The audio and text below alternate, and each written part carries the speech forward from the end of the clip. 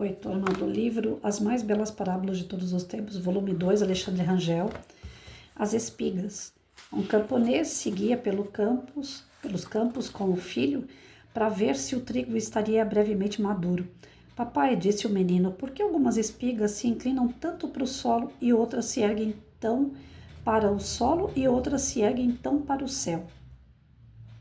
As que se elevam de certo são melhores, e as que estão arriadas certamente não prestam.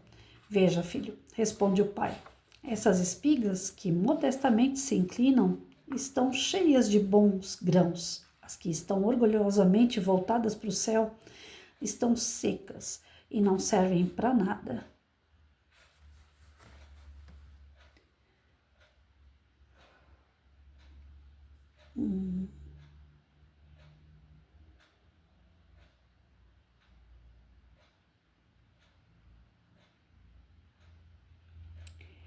Aqui o menino ele diz para o pai que ele acredita que aquelas que estão viradas para cima, elas de certo são as melhores, né? E do que as que estão arriadas. É só que aí o pai responde que não. As que estão orgulhosamente voltadas para o céu estão secas e não servem para nada. Então aqui ele está falando a respeito do orgulho, né?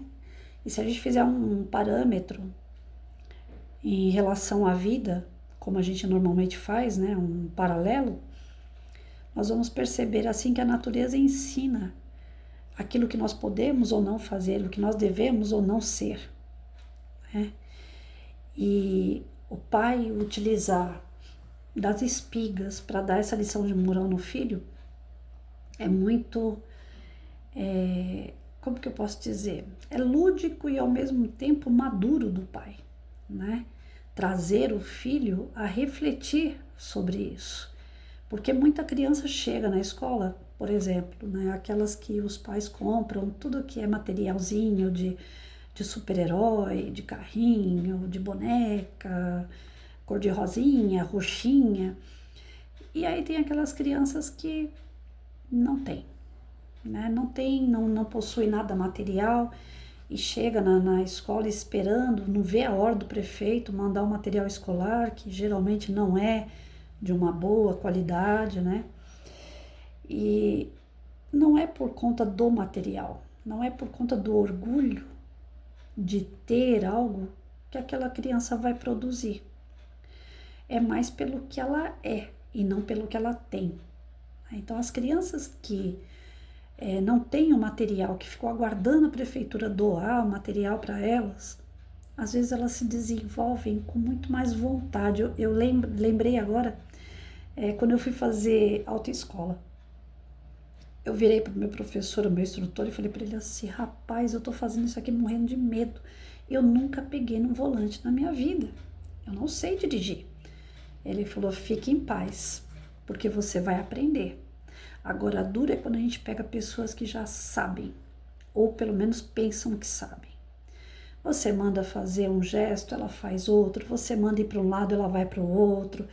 Ela fala que está ali só por conta de um papel, que ela não tem necessidade de ouvir nada de ninguém, porque ela já dirige há não sei quantos anos, ela só não tem a licença. E aquele orgulho da pessoa impede que ela realmente entenda as leis de trânsito e ela geralmente toma bomba no dia da prova. Porque a arrogância, o orgulho dela de imaginar que ela já sabe tudo, que ela já tem os vícios, né? Que ela adquiriu nessa de pegar alguém que dirige errado e ela aprendeu a dirigir errado com a pessoa e acha que é certo, chega no dia de fazer a prova, ela não é habilitada, ela reprova. E aquele que, como você, não sabe nada, está aprendendo de pouquinho em pouquinho com a pessoa certa. E quem não sabe nada, entre aspas, como você disse, está aberto, está receptivo para aprender, para se desenvolver de verdade. E aprende muito rápido, e aprende certo, né? Chega lá na hora, não vai ser reprovado. Eu fui reprovada, mas é outra história. Não foi por falta de um bom instrutor e por falta de vontade, não. É que eu fiquei muito nervosa mesmo, eu deixei o nervosismo tomar conta. Chegou na hora, eu fiz tudo errado. E por mais chance que me deram, e me deram chance, porque viram que era nervosismo, não teve jeito. Mas é outra história. né? A questão é que quando você acredita que você sabe, você passa a ter um pouco dessa arrogância, um pouco desse orgulho. É a questão da espiga que levanta o narizinho, né? Quantas pessoas nós não conhecemos que levantam o narizinho? Professores, entre professores, ao invés de um colaborar com o trabalho do outro, gosta de escrachar com o trabalho daquele que está iniciando, gosta de tirar barato daqueles professores que estão em começo de carreira, né? Eu já contei isso daqui já algumas vezes, né? Quando eu iniciei, tinha uma professora que falava para mim assim: você fica datilografando tudo aquilo que você vai dar para os seus alunos, tira o aspiral do caderno, datilógrafo, depois coloca a aspiral de novo. Um dia você vai ver que isso aí é tudo bobagem, você não precisa de nada disso. Já tem no livro, para que fazer isso? Mas era uma forma que eu tinha de estudar, era uma forma de eu resumir aquilo que eu precisava passar para as crianças. Até hoje, quando eu vou dar uma palestra, quando eu vou dar uma palavra com alguém que me pede, né, para fazer uma exposição de algum tema, eu vou lá e é que hoje eu não faço mais totalmente, né, no computador. Nem máquina de escrever eu tenho mais. Mas tudo que eu vou preparar para dar, eu faço por escrito, né? As pesquisas que eu faço, só que aí eu passo pro computador. Hoje não é mais máquina de escrever, né? Algumas coisinhas assim, ó, mensagenzinhas, né? Até hoje eu sou assim. E já se passaram quase 40 anos. Então, assim, vai muito da pessoa aquilo que é dela. E o outro não pode tomar isso dela. E geralmente a gente encontra. O primeiro obstáculo que um professor encontra quando ele é recém-formado é o próprio colega de trabalho. Porque ali tem muita gente que acha que sabe tudo. E aquele que acha que sabe tudo, a luzinha dele vai apagando no decorrer do caminho, né? E o professor que não sabe tudo, o professor que busca o conhecimento, que ele busca ajudar, auxiliar o seu aluno, que ele vê as dificuldades do aluno e ele, como é que eu falo? Ele sente que a dificuldade do aluno é a dificuldade que ele tem também. Essa empatia faz com que o professor se desenvolva muito rápido, porque ele vai receber apoio de quem realmente ele precisa receber, que é dos seus alunos. Eu tive alunos assim no início da minha carreira, meio a meio, né? Porque eu era muito rígida, muito dura. Então tinha aqueles assim que gostavam quando eu entrava na sala, porque acabava a bagunça. Eu colocava cada um sentado no seu lugar, né? Tinha que fazer lição, não podia ficar com o caderno fechado. Então eu era muito dura mesmo, muito rígida, muito disciplinadora. E aqueles que não gostavam da bagunça me adoravam, porque, ai, ufa, né? Na aula da professora a gente vai ter paz. E no decorrer do caminho eu ia trazendo a todos para caminhar junto, essa é a verdade. Então, assim, eu tive esse apoio dos alunos para que eu pudesse desenvolver boas aulas. Isso me facilitou bastante o caminho, mas em contrapartida, os primeiros que me prejudicavam eram os próprios professores, porque eu era muito nova e eles eram daquele tipo assim, já não tô nem aí. Eu peguei a educação quando ela começou a declinar. Eu comecei a dar aula em 92. Em 93 já não tinha mais o SPB Educação Moral, que são fundamentais, eles tiraram. Aí diz que era para incorporar História e Geografia. Nunca, se a gente não dava nem conta do recado com o conteúdo de História e Geografia, que professor que ia pegar mais o SPB e Educação Moral e colocar ali? Então parou. Parou de cantar hino na escola, parou de disciplinar aluno. Veio depois, quando terminou o SPB Educação Moral, logo em seguida eles diminuíram a carga horária de História e Geografia, que eram 4 aulas, passou para 3. Depois de 3 passou para 2, mais lá na frente. Além disso, eles começaram a colocar essas matérias assim como suporte, né? Não mais como principal, mas como suporte da grade disciplinar, curricular, porque quem reprovava de verdade era matemática e português com aprovação automática, não tinha mais nem português e matemática para reprovar, e eu peguei essa bagunça toda quando eu comecei a lecionar. Eu vi o declínio da educação para chegar como está hoje. Hoje mesmo eu estava vendo um vídeo logo de manhã, foi gravado semana passada, um deputado jovem, um rapaz, ele entrou dentro Esse entrou, foi dentro, né, Patrícia? Ele entrou lá na USP e tinha no pátio da USP, logo de entrada, um monte de faixas lá políticas, né? E assim, faculdade, universidade, por mais que você trabalhe a questão política, tem que ficar isso dentro do quadro disciplinar. E não pode ter uma tendência, né? O professor de história, de geografia, ele não pode chegar na sala de aula e falar fulano é bom ou fulano é ruim. Porque isso daí é você militarizar, não é militarizar, como é que fala? Militância, né? Militância política. E aí você está fazendo com que aquelas crianças, aqueles jovens comecem a acreditar nos seus heróis. Então o professor não pode usar isso de forma nenhuma. Ele tem uma ferramenta muito grande, a boca. É ele que vai estar lá na frente falando e conduzindo essas turmas. Aí chegou lá esse menino que deve ser deputado, vereador, não sei.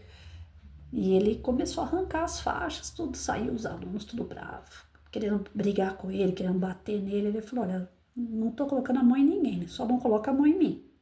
Quer argumentar, pode argumentar, quer falar, pode falar, mas isso aqui tá errado. Militância dentro de uma faculdade, não, eu não vou aceitar. Eu tô aqui representando também um grupo de pessoas que pagam a universidade. Não é só o lado de vocês que paga a universidade, o outro lado também paga. E esse outro lado não se vê, né? Não se vê agradado dessa forma aí. Então, vocês podem aprender, mas devem aprender os 2 lados, os 3 lados, os 10 lados que tiver da política, mas de maneira nenhuma dentro de uma escola manifestar. Porque isso daí é coagir os outros que não são, que não pensam como vocês. Enfim, o garoto começou a falar sobre política lá dentro, e é um rapazinho novo, deve ter entre 30 anos, aí 25, 30 anos. E ele começou a falar, o outro não tinha mais o que responder, só queria bater nele. E aí a gente, né, volta de novo para o quadro do professor. Tem professores espigas aí, com a cabeça levantada, achando que ele é o dono da palavra e que ele pode manipular alunos em favor, inclusive, de uma política. Não só em favor de si mesmo, por seus caprichos, como também está sendo usado como ferramenta política dentro das escolas. E isso é inadmissível, isso não pode ocorrer. O professor ele pode ter a opinião dele, é que nem aquela história, quando você fala para o aluno responder com as palavras dele. Você faz uma pergunta e fala para ele, responde com as suas palavras, dê a sua opinião. Dependendo da opinião do aluno, pode vir contra a minha quanto for, se estiver dentro do contexto que eu dei. Se tem lógica, se tem uma coerência, é o que ele pensa. Eu não posso dar uma nota baixa para o meu aluno, porque eu mesma coloquei lá, dê a sua opinião. É a opinião do aluno. É lógico que tem que estar dentro de um contexto, dentro de uma coerência. Não é assim também, né? Eu coloco lá, né, quem você acha que é o melhor presidente de todos que nós tivemos, o cara vai lá e escreve, a galinha chocou um ovo. Aí não, né? Mas se o aluno escreveu dentro do contexto aquele presidente que ele acha que foi o melhor e ele coloca lá os argumentos por que ele acha melhor, e aquilo é fato, por que eu vou chegar ali e falar, não, o seu presidente não presta, só presta o meu? E o que a gente está vendo é isso, é muita militância, muitos professores que estão extravasando do seu poder de professor, através de um orgulho que, se ferido, fere também. E aqui tá, ensina os seus alunos a fazerem o mesmo. E isso aí a gente está indo para um buraco sem fundo, a gente não vê o fundo desse buraco. Vai chegar uma hora que tudo isso, bom, já chegou, né, gente? Tudo isso já está sendo voltado para o professor. Tem professor morrendo na sala de aula porque passa nervoso com o aluno. Tem professor morrendo na sala de aula porque o aluno dá tiro dentro da sala de aula. Então, nós estamos chegando num grau de violência dentro das escolas devido ao quê? Essa arrogância, essa prepotência de profissionais que acham que já sabe tudo, que o que manda é a lei dele, o que impera é a vontade dele, e ele faz essa militância com alunos para que eles também se acham melhor do que os outros. Pregam tanto a questão da empatia, de que todos devem se vê como irmãos, mas só prega. Na hora da convivência é praticamente insuportável. Então nós estamos vendo muito, assim como eu vi a arrogância de um professor que falava para mim que eu não podia pegar um caderno e escrever, né, na máquina de escrever o conteúdo, tirar o aspiral do meu caderno e depois ir lá e colocar o aspiral de novo com as minhas aulinhas preparadas como eu faço até hoje, né? Já inventaram um monte de coisa em computador, já inventaram um monte de coisa de tecnologia, mas eu ainda estou aqui, ó. E eu prefiro montar minhas aulas desse jeito. Hoje já não são mais aulas, são palestras que eu estou envolvida, né? Dentro do espiritismo. Mas não mudou minha tática de ter um material meu estudado, coloco aqui, registro, e quando eu preciso, eu consulto. Se eu não precisar, eu não vou consultar, mas pelo menos está ali o material. Porque uma coisa, quando eu vou dar palestra de centro espírita, de conteúdo espírita, eu sou obrigada a ler um monte de coisa. Aí como é que eu vou lembrar onde que está cada partezinha que eu quero saber? É assim, registrando no caderno, preparando e deixando ali. O material está todinho ali. Ah, mas já não tem no livro? Não me importa, ali está tudo preparado o que eu quero. E aí vem um cara lá atrás e fala para mim, não, mas você não pode fazer isso. Um dia você vai parar com tudo isso que você vai ver o quanto é idiotice. Já tem no livro, para que você vai fazer isso? No livro não tem tudo o que eu quero. Eu quero várias fontes, e aí? E a mesma coisa acontece com esses professores de hoje, fazendo paralelo, né? Tem muitos que são arrogantes no outro sentido, inclusive sentido político. Só eles têm razão. Só eles sabem. Os que estão chegando ou outras opiniões não sabem nada, é só eles que sabem. E eles fazem os seus alunos se tornarem aí militantes, eles fazem os seus alunos também se tornarem prepotentes, orgulhosos, donos da razão, né? E pregam na teoria outra coisa, né? Que todo mundo tem direito, que todo mundo tem liberdade, que todo mundo pode fazer o que acha melhor, e não é bem assim. No fundo, as coisas não acontecem por esse lado. Então, nós temos que tomar cuidado com essas espigas aí que estão, né, de pescoço virado para cima, porque elas realmente são secas. Elas não têm muita coisa para oferecer, né?